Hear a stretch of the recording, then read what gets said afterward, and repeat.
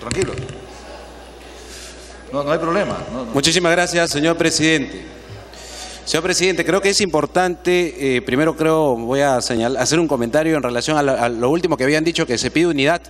Creo que no se entendió el mensaje. La oposición ha dicho que apoya la gobernabilidad y llama a la unidad de la bancada de gobierno, que está partida. Nosotros estamos apoyando la gobernabilidad. Quien está pidiendo la cabeza del premier no somos nosotros. Esa es la unidad que llamamos a la bancada de gobierno, pero ese es otro tema. Es verdad que constitucionalmente es un derecho del Ejecutivo pedir delegación de facultades. Es verdad que en otros congresos se han dado delegación de facultades. Pero la delegación de facultades responde fundamentalmente a la confianza que un grupo político, una colectividad política tenga o no tenga para determinada facultad que están solicitando. En el caso, materia de debate, señor presidente, se ha hablado, el vicepresidente de la comisión, mi amigo congresista Gamarra, ha sustentado, pero ha hablado de que vamos a crecer la presión tributaria a 18%, que es un objetivo. No nos han dicho cómo. Y en el proyecto del gobierno del Ejecutivo tampoco dice cómo. Pero además consideran a la presión tributaria como si fuera un indicador totalmente ajeno y único. La presión tributaria es un promedio, señor Gamarra, a través de la mesa, donde hoy día hay gente que paga más de 40% de impuestos como nosotros y el promedio es 15.5. Es decir, para llegar a 15.5 hay gente que los están exprimiendo hasta la última gota de sudor. Hoy día hay peruanos que tienen que pagarle a la SUNAT 3 meses de su trabajo, los que están en quinta y cuarta categoría. Fíjense los sueldos de quinta y cuarta categoría, ¿cuánto va para la administración tributaria? 3 meses de su vida laborales para el Estado. ¿A cambio de qué? Entonces, hablar de presión tributaria no es solamente soltar un indicador que dijo el ministro de Economía y repetirlo acá. ¿Cuáles son los promedios para llegar a 18? ¿Vamos a seguir asfixiando a los que pagan impuestos? El congresista García Belaúnde dijo que hay que cambiar las escalas y se aceptó y me pareció bien. Pero quien puso los candados a cuarta y quinta fue la comisión que presido. Yo he cumplido como presidente de la comisión hasta que corresponde entregar el dictamen en mayoría. Y obviamente por coherencia no he sustentado el de mayoría, pero le pusimos los candados a cuarta y quinta. ¿Y por qué? Señores parlamentarios, quiero que alguien me diga si todos esos documentos que aparecieron en los medios de comunicación, porque se filtraron varios proyectos para ya ser aprobados. Se ha dicho que esos proyectos no eran, que eran borradores, pero qué casualidad que ninguno de esos proyectos era en favor del contribuyente. ¿Acaso alguno de esos proyectos contemplaba la capacidad cuando un contribuyente apela a la SUNAT y se acumulan intereses y moras y lo que es 100 se vuelve 500 para que esa acumulación de intereses y tasas no sea responsabilidad del contribuyente, no se le aplique semejante barbaridad, salvo que el contribuyente esté haciendo demora? No, eso no aparecía. Yo le pregunto a aquellos que hablan de reforma tributaria, ¿esto es una reforma tributaria? Esto no es una reforma tributaria. Cuando estuvo el presidente del Consejo de Ministros, el señor Valdés, al que algunos miembros del Partido Nacionalista quieren renunciarlo, estuvo acá y él dijo: agradezco al Congreso por la ley de fortalecimiento de la SUNAT y traeré los proyectos de ley para que sean debatidos en el Congreso. Pero miren la coherencia y miren la lógica, que es bien simple. ¿Cuántos votos han aprobado en la Comisión de Economía el dictamen pedido por el señor presidente Humala? 11 votos, que tienen todo el derecho. La bancada de gobierno, la bancada del señor Toledo y la bancada del señor Castañeda.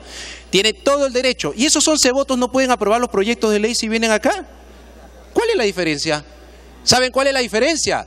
La diferencia es que se va a hacer en 4 paredes, no se va a discutir acá. Acá no va a haber posibilidad que los medios puedan ver qué se va a aumentar o no aumentar, más allá de los candados que pongamos. La diferencia es que, claro, sale un gremio como la CONFIEP a decir: me he reunido con el ministro de Economía y yo creo. Ah, bueno, qué suerte que el presidente de la CONFIEP se reúne con el ministro de Economía, porque el chino de la bodega no se reúne con el ministro de Economía. Mi vecino del 4º piso no se reúne con el ministro de Economía. No sé si algunos tienen también la suerte, yo por lo menos sí me he reunido con el ministro de Economía. Y yo no sé si este texto ya se lo han preguntado, el texto final se lo han preguntado a CONFIEP, si no pregunte eso, porque creo que la CONFIEP tiene que dar la venia para que se apruebe. Y entonces, señor presidente, no solamente se habla de reforma tributaria, lo cual no existe, sino el texto aprobado, señor presidente, uno empieza a revisar, salvo el numeral 10, que fue propuesto también por la asesoría y por la asesoría de la Comisión de Economía y por esta presidencia, que dice simplificar el cumplimiento de las obligaciones tributarias a favor de los contribuyentes. O sea, un solo punto. Sin embargo, el artículo primero nomás no establece nada de ampliación de base. ¿Está la propuesta para que los informales, de manera atractiva e inteligente, podamos atraerlo a la formalidad? para que en lugar de pagar 30 o 10% paguen el primer año 1, el segundo año 2 y poco a poco vayan ingresando. No, esto es lo fácil. Lo fácil es dónde está la ilusión, dónde está la evasión, dónde fiscalizo. Los que estuvieron en la Comisión de Economía, ¿vieron la foto que presentó en la exposición el ministro de Economía o no la vieron? ¿Vieron la foto que había un local, por si acaso, no era el Banco de Crédito, no eran las empresas pesqueras del presidente Confiepa, era una foto de un local, de un pequeño y microempresario con una larga foto que decía clausurado y dijo, necesitamos facultades para ser más firmes. Y en la primera sanción, cerrar los puestos. Ah, qué bien, eso quiere la SUNAT, eso quiere la señora Tania Quispe, cerrar puestos. Perfecto, si esa es la medida que ustedes quieren darle facultad, tienen todo el derecho, pero así como hay derecho hay que asumir las responsabilidades. El inciso, el artículo segundo, numeral 1, inciso B, dice modificaciones que permitan combatir un mayor número de conductas elusivas y complementar la regla de responsabilidad tributaria con criterio de razonabilidad, preservando la seguridad jurídica. Pero ¿saben qué están dándole aquí? Discrecionalidad a la administración tributaria para que ellos vean qué es elusión. Porque la elusión, que no es ilegal, lo que hay que buscar es cerrar más bien algunas posibilidades. Pero aquí no hay ninguna posibilidad y no hay ninguna propuesta de predictibilidad. Una reforma tributaria tiene que tener predictibilidad, porque si no tiene predictibilidad, estamos como en Venezuela, los ciudadanos en manos de la administración tributaria de Chávez. Por eso la reforma tributaria, que no existe acá, que solamente son algunos puntos, no tiene predictibilidad, no tiene claramente hacia dónde y qué candados debe tener. Por ejemplo, al final le doy la introducción, señor congresista, el numeral 2, inciso H, el numeral 2, que los tienen todos ustedes, dice, modificar la ley del impuesto a la renta con el fin de perfeccionar su estructura y administración. ¿Respecto a qué? Literal H, al ámbito de aplicación del impuesto. Al ámbito de aplicación del impuesto. ¿Saben qué es eso? Eso es todo. O sea, que no me hablen de candados, porque eso es todo. Y si obviamente yo he preparado un dictamen que lo tienen ustedes de mayoría, firmado por la mayoría, es porque es mi rol de presidente de Comisión de Economía. Y si obviamente se ha aprobado esto, porque había ya un texto consensuado por una mayoría. Pero le estamos dando todas las puertas abiertas. Si ustedes quieren dárselo, perfecto.